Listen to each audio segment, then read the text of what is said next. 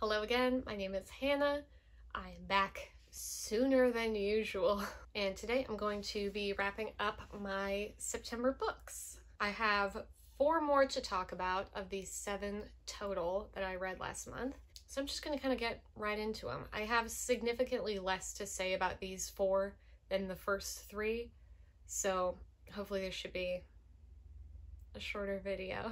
Alright, the first of the 4 books I'm going to talk about today are the War Poems of Siegfried Sassoon. I read the ebook on Hoopla as part of my continued endeavor to read more poetry. I picked this up for a couple reasons. Last year, I read and loved Pat Barker's Regeneration trilogy, the first of which, Regeneration, is about Siegfried Sassoon. This book takes place during his time that he was at the Craig Lockhart Mental Hospital. I loved these books, and it took me an embarrassing amount of time to realize that Siegfried Sassoon is a real person. I thought this was a complete work of fiction. It isn't. And the other reason I picked it up is there's going to be a Siegfried Sassoon biopic called Benediction, directed by Terence Davies, starring Jack Lowden and Jeremy Irvine, and I think Peter Capaldi is in it as well, so that sounds like it's going to be really good. For the uninitiated, like myself last year, Siegfried Sassoon is sort of this famed English World War I poet. He both immortalized like the brutality of the reality of trench warfare and fighting right on the front of World War I, and also he was pretty openly critical of the British government for their involvement in the war and their practices during the war, and he was a very avowed pacifist. He didn't like to be called specifically a war poet because he lived past the First World War and he continued to write long after the war. However, this specific collection is his poetry about the First World War. I think as a fledgling poetry reader, this was a really good pick for me to read, and that is also kind of twofold. So first of all, I went into this knowing what all of the poems were about. It's just his poems about World War I, and also having read Regeneration, I had prior knowledge of his life and a lot of the key players in his life. So I know Craig Lockhart is mentioned, that is the hospital where he stayed. He mentions the names of some people that he knew that were familiar to me, like Rupert Graves is pretty heavily featured in the Regeneration trilogy. I guess it's threefold because I also just have generally a grasp of what happened during World War I. And so because I had some of these barriers of understanding kind of like peeled away, I was able to just really focus on the content and the poetry itself, instead of like wondering what the hell is going on, what is this supposed to be about. I didn't have to wonder that because I just knew going in. And because I am still new to poetry and still new to talking about poetry, what I've been doing when I review poetry collections is just kind of list descriptors I come up with because I can't really form sentences about it. So let's see what I have here. Sparse, devastating, caustic almost, stirring, relentless, evokes his feelings of anger and outrage and almost helplessness in the face of a tremendous, ongoing, huge tragedy, like the First World War. Some of my favorite poems in the collection, I had a couple that stood out to me. I Stood with the Dead, Lamentations, Autumn, and Reconciliation were my favorites. So that was really good. Very easy to understand, very emotional. It made me kind of want to reread It kind of made me want to reread Regeneration. But it also made me very excited about this Siegfried Sassoon biopic. Next book I read, Girls, Song of Achilles by Madeline Miller. We all know it. I know it. You know it. I listened to the audiobook on Hoopla. This was a reread for me. I read it physically probably 2 years ago now, maybe. And I had mentioned earlier in the summer I made a couple videos about books I want to reread, and this was definitely on that list because I have been getting some of my books from TikTok. I'm not above it. So honestly, I'm not going to really beat a dead horse about this book because everyone has an opinion about it and everyone has let their opinion be known. It's just one of those books. If anyone has somehow totally dodged hearing about this book in the last couple year or two, it is about the life of Achilles from Greek myth. Obviously, mostly during the Trojan War, but it's told from the point of view of Patroclus, or Patroclus, or Patroclus, depending on your preference. On rereading this, I still love it. It is so beautiful, and it's so heart-wrenching. It's a really good book. Since reading it for the first time, however, I have read several more Greek myth novelizations / retellings, including, what do I have here? Time to mess up my shelves for a second. I've read Circe, The Silence of the Girls. This is a very Pat Barker video. As well as The Penelopiad by Margaret Atwood, which is really good. Oh, Country by Michael Hughes. I will not rest.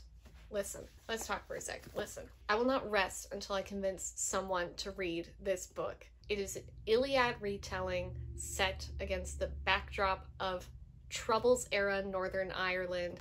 It's really short. It reads like a thriller. I love this book. This book was so good. And no one has effing heard of it. So yeah, since I have read all of those, since I read this for the first time, I have a much better grasp of who all the characters are, what like political machinations are going on, because when you're just reading this, it's kind of all thrown at you.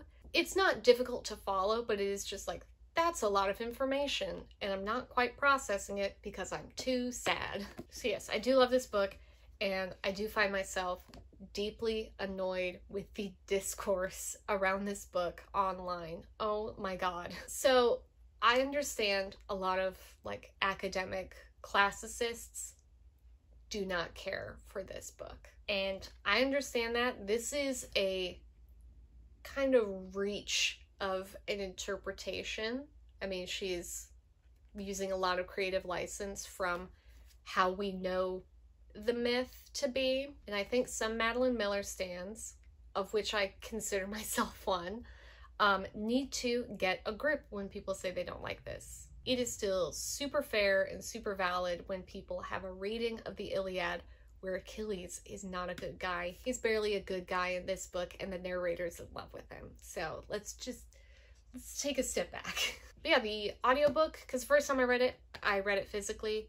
The audiobook is a really great experience, but I think the best possible reading experience you can have with this book is to not listen to a thing anyone else says about it, positive or negative, and just read it and just kind of let it wash over you. And I include myself in that. Don't listen to what I have to say. The third of the 4 books, the third book today, the 6th book overall, was Homegoing by Yaa Gyasi. I listened to the audiobook on Libby. As for why I picked it up, this is just one of those books that I have been meaning to get to for a really long time. I have heard literally nothing but wonderful things about it, so I want it in. And also, when I worked at the bookstore, this book is on the curriculum, actually, for I think several different high schools around where I live, which is obviously very cool. But it just meant that oftentimes at my store, when I would be working there would be like teenagers or very confused or befuddled moms coming in asking for like the homecoming book that we have to read. And I'm like, let me help you. So that's just something that was came back on my radar every fall for a couple years. So it was like everyone's buying their book for school. So the plot of this is basically, it's an intergenerational story. It starts with these two half-sisters who don't know each other, and they are born in different villages in 18th century, what is now Ghana. One sister is basically kidnapped and sold into slavery, and the other sister is not. And then each successive chapter from these two sisters goes generation by generation, so it goes back and forth between the two. But I loved this. This was so, it was just so good. And the audiobook was exceptional. I was initially hesitant about the audiobook because I was so hung up on wanting to be able to look back at each character's lineage to know exactly where they're coming from. But it worked really well. The narrator did a lot of that heavy lifting. The narrator is great. He, you know, switches his tone of voice depending on the gender or time period or location. And that actually really helped to kind of connect parent to child to child to child for me. I did Google image search the family tree like a couple times towards the beginning just to kind of like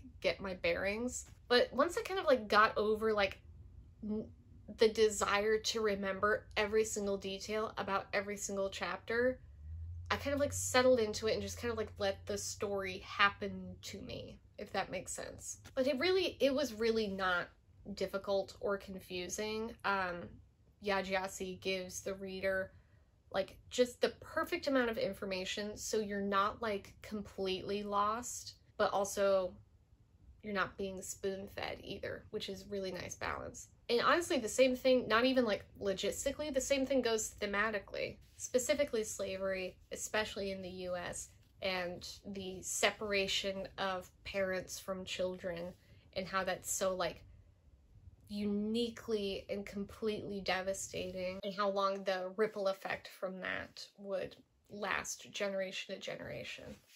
I thought it was so interesting how like the two branches of the family kind of contrasted each other and ran parallel to each other in tandem generation to generation, and how that was also reflected kind of in like a big picture political sense between Ghana and the US. It's like the small picture of this family and the big picture of history like mirrored each other so closely.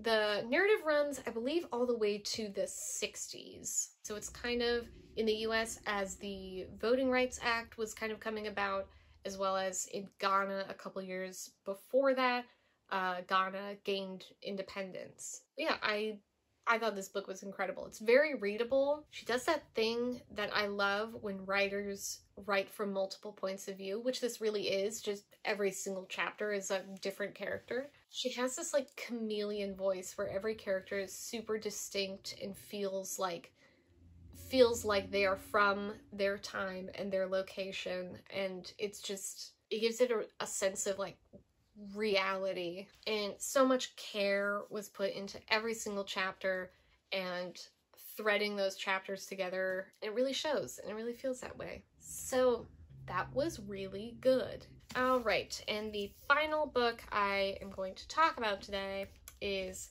Into the Dying Light by Katie Rose Poole. I actually listened to the audio arc on NetGalley, which was very cool because this read through that I have done of this trilogy has been all on audio. This, of course, being the third book in the Age of Darkness trilogy after There Will Come a Darkness and As the Shadow Rises, is a very lore-heavy YA high fantasy trilogy that I've been really liking. So since it is the third book in a trilogy, there's not a lot I can say without spoilers. So this picks up, I think, just a couple weeks after the events of As the Shadow Rises, and it just continues with that like breakneck speed that I was talking about when I reviewed As the Shadow Rises. I think I even made an update on Goodreads that was like, I feel like so much has happened and I'm only a third of the way through it. So it's just like hit the ground running. But overall, I'm really pleased with how this trilogy concluded. There were some things that I kind of expected to happen that did, and there were some other things that totally threw me. It was pretty unpredictable, which I was like, yeah, I really enjoyed this, and I think this was like a series that actually ended well for once, because I've had some bad luck with my YA series. My tripod is resting on a hardcover of The King of Crows by Libba Bray, so I know a thing or two about heartbreaking series conclusions. But just my advice for anyone endeavoring to read this series, in the first book, pay attention to the religious aspect, because it's not just window dressing, and it's not just like useless world building, it's like actually very important. So, my mistake. So yes, that finally ends my September books here halfway through October. Oops. I should have 2 pretty fun videos coming next. Both of those hopefully by the end of the month. We'll see. We're less than a week away from Dune. Dune heads, where you at? But that is all I have. Thank you for watching, and I will see you in the next one. Bye.